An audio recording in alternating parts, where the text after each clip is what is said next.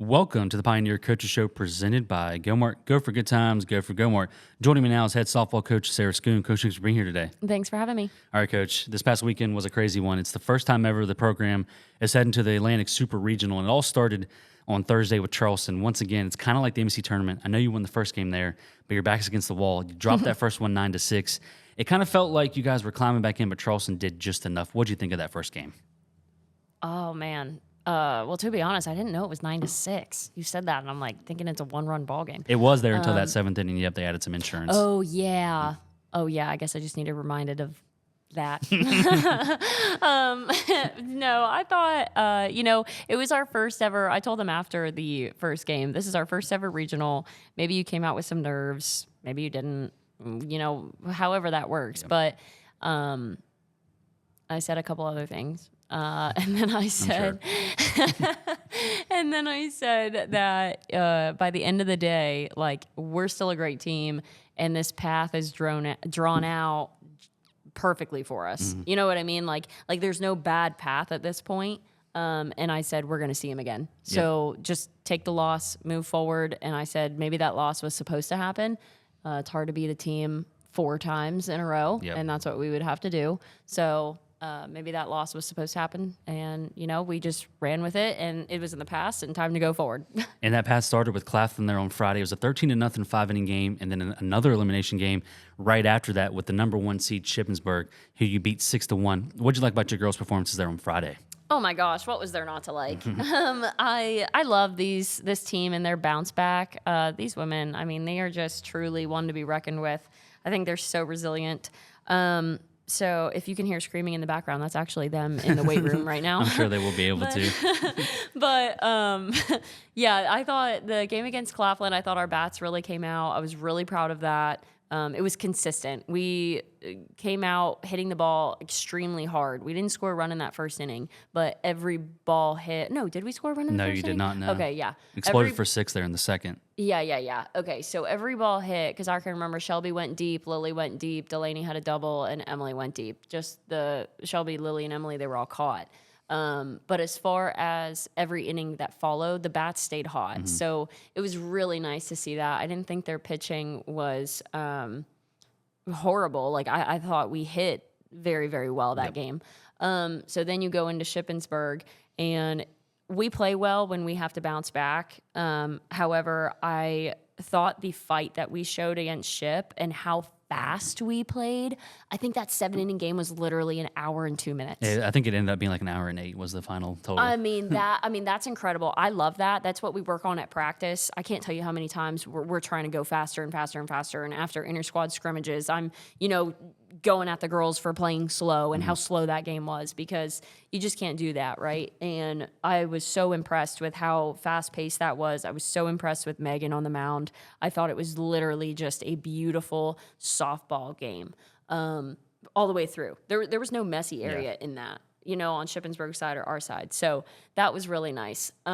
Z had a huge RBI there, 3 RBI, double to the wall, which was on a change-up, and it's like, oh my God, like, yay, you finally cranked one, like, but on a change-up, not everyone listening, you know what I mean. But so I thought that day as a whole, as far as our fight, as far as how fast we went in pitching Macy and Megan, it was spot on. And then you turned around, it was like deja vu all over again for Charleston. You had to beat them twice, and you did it 5-4 in game 1. It was a 5-2 game. Then it's 5-4 where you need 2 outs. Megan gets the big strikeout. Then you get the pop out. And then there in that second game, you're up 10-2, and Charleston gets the tying run up to the plate there in the 7th inning with 2 outs. What'd you like about your girls' ability to be able to do it again? Oh, man. What was there not to like? Honestly, that game brings a lot of emotions, I think, because I would have loved for that to be super regionals. Yeah. It felt like it. It did. Mm-hmm. No, it really did. And that was... that took a lot out of us mentally. What a day, because I told them after the first win that I was so proud of them for finishing. There was never a time where they gave up defensively, and I think earlier in the year, that's what we struggled with. That's where we caved in, where we went, oh, this is challenging. Let me just put it over the plate, and hopefully a fielder gets it. No, there was none of that game. That was gritty. that was a lot of resilience, and I was extremely proud of the team for pulling that win off. The second one, the second game, we got up 10-2, and I went out because I could see where this was going, where they thought it would be now kind of like a walk in the park. And I went out to the girls, and that's where the inexperience of playing this far in postseason showed up, and it was just one of those moments. I went out to them, and I told them that an egotistical team never makes it out of postseason alive. You never have it in the bag, and it's time that you show up and play and finish this.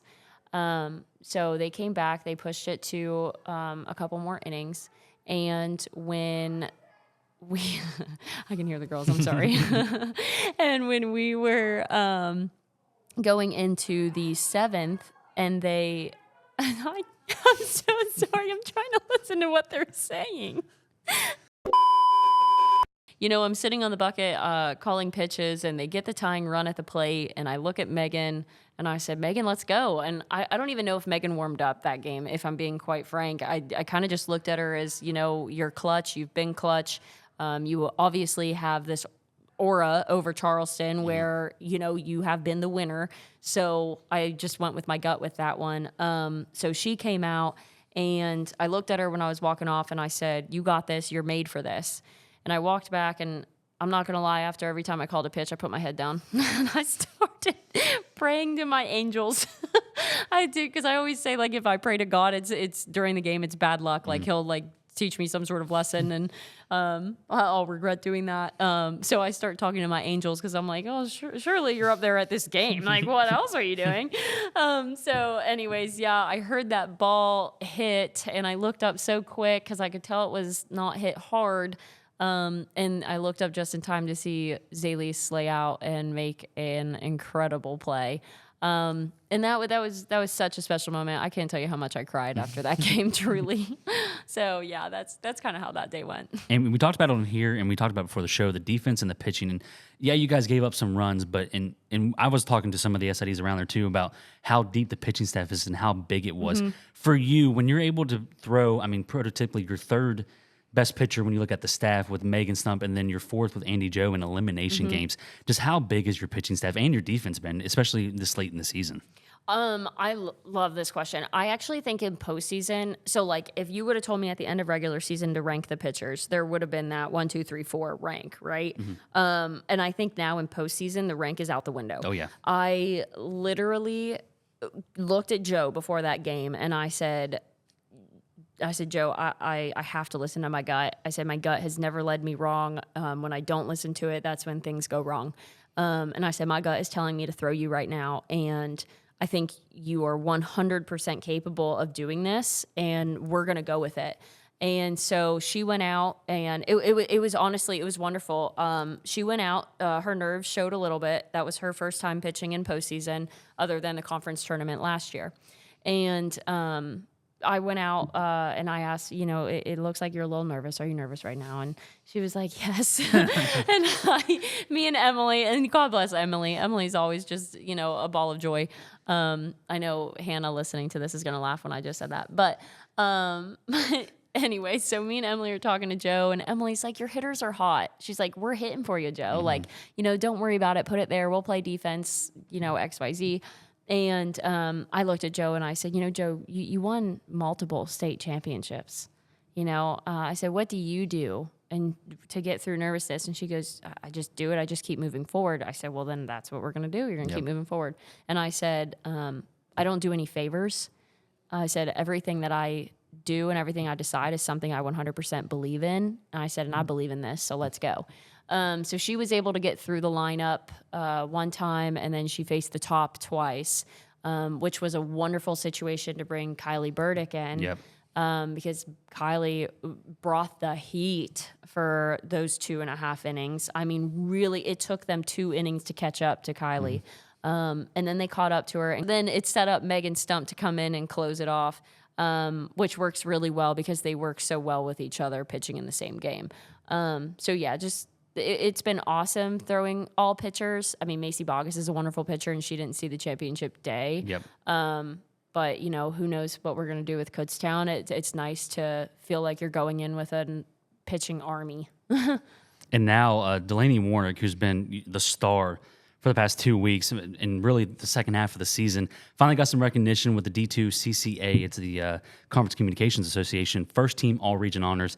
This right now, she's batting .393 with an over 1,200 OPS, 70 hits, 11 doubles, a triple, 16 home runs, 65 RBIs. I put in the story, it's probably one of the best seasons in individual in GSU softball history. Just how much has she meant to you, not just in these last 2 weeks, but just overall? What has she meant to you guys? Oh my gosh, what hasn't Delaney meant to this team?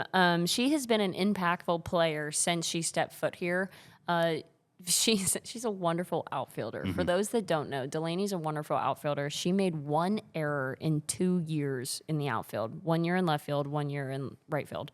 And this year we were having some low points at the beginning of the year with our middles all the way around, and we had this depth in the outfield.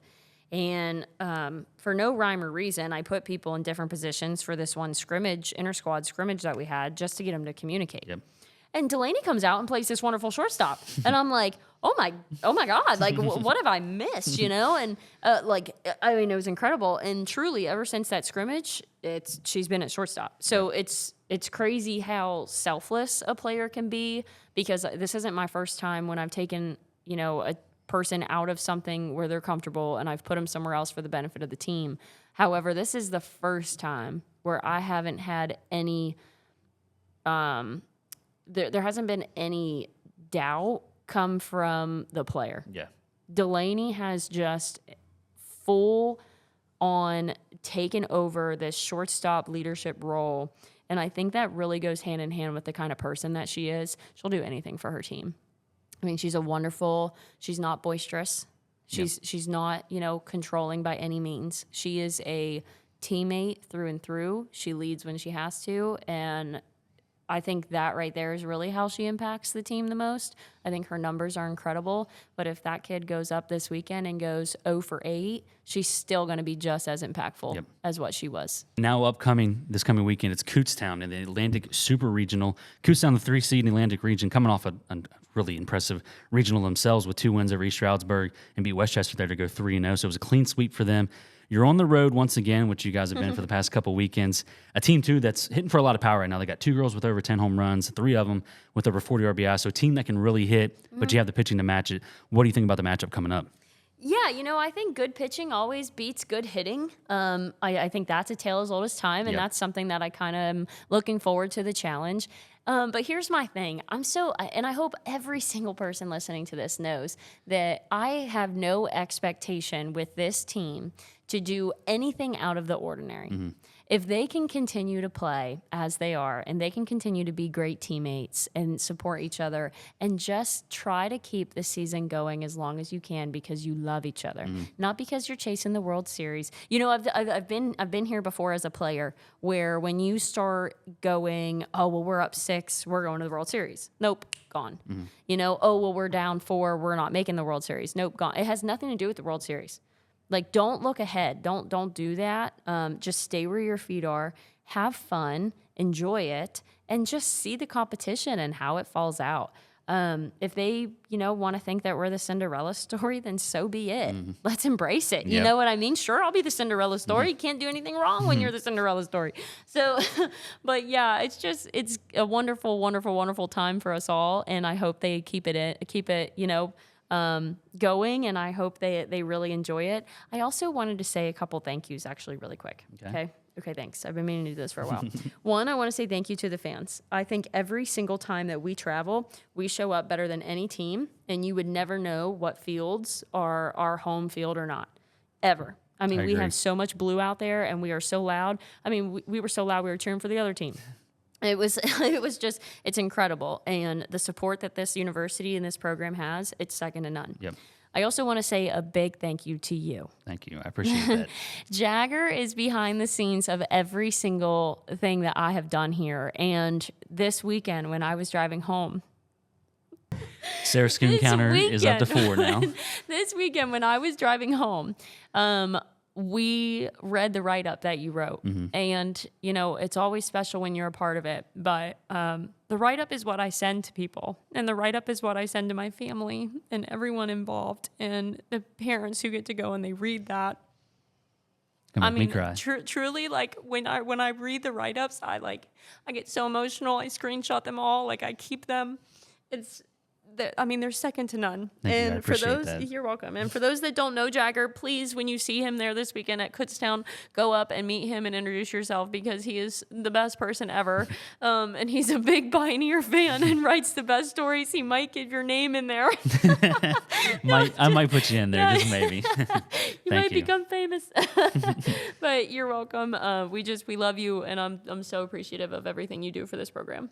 Well, the Sara Scoone cry counter is up to 4. Mine is up to 1 now. But, Coach, congratulations on everything this year. It's been fun, and I can't wait for this weekend. Good luck this coming weekend. Okay, thank you so much.